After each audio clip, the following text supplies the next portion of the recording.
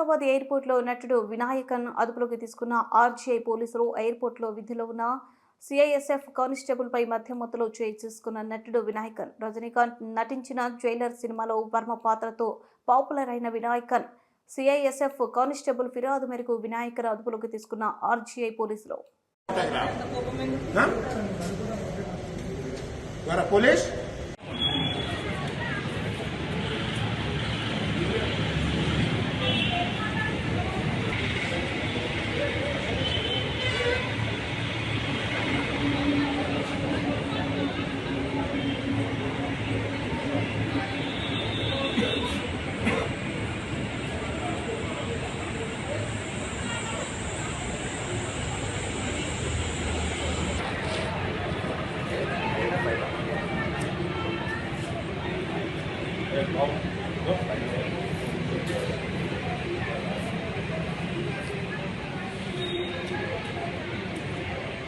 సాయంత్రం 6 గంటల సమయంలో సిఐఎస్ఎఫ్ ఇన్స్పెక్టర్ నాకు కంప్లైంట్ ఇవ్వడం జరిగింది.